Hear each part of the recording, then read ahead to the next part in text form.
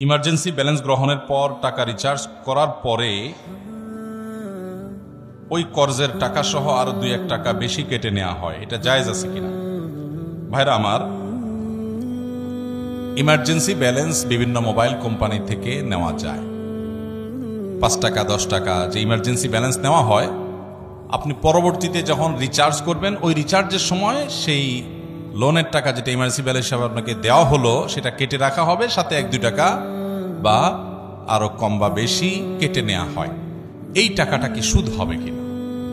তো এর উত্তর হলো যে না, এটা সুদ হবে না। এটা নিয়ে দেশের বরেণ্য ওলামা একরাম তাদের গবেষণার আলোকে ইতিমধ্যে অনেকেই ফতোয়া দিয়েছেন। মৌলানা মুফতি আব্দুল মালিক হাফিজাহুল্লাহ আরো অনেক ওলামা একরাম ইতিমধ্যে পরিষ্কারভাবে ফতোয়া দিয়েছেন যে এটা সুদ হিসাবে, অর্থাৎ আল কাউসার থেকে ফতোয়া দেওয়া হয়েছে এবং আর অনেকগুলো ফতোয়া বিভাগ থেকে ফতোয়া দেওয়া হয়েছে যে এটা সুদ হবে না। কেন সুদ হবে না? কারণ সুদের সংজ্ঞার মধ্যে এটা পড়ে না।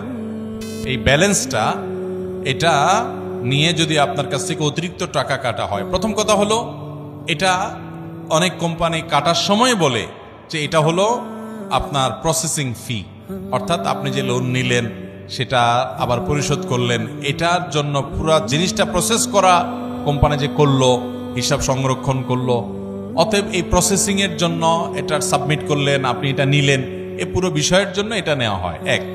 দ্বিতীয়ত হলো, যদি এটা আপনাকে লোন দিয়ে নেওয়া হয় তাহলে কুল্লু কারদিন জাররা নাফআন ফাহুয়া রিবান, লোন দিয়ে লাভ নেওয়া এটা সুদ হয়, এটা তার মধ্যে পড়বে না। কারণ এখানে ব্যালেন্স যেটা নেওয়া হয়েছে এটা আসলে না টাকা পয়সা, পণ্য, ব্যবহারযোগ্য, বিক্রিযোগ্য এরকম কোনো জিনিসের মধ্যে এটা পড়ে না। যার কারণে এখানে 2-1 টাকা বা যেটাই হোক কোম্পানি যে নিয়ে থাকে সেটা সুদ হিসাবে বিবেচিত হবে না, বরং সেটা জায়েজ হবে ইনশাআল্লাহ।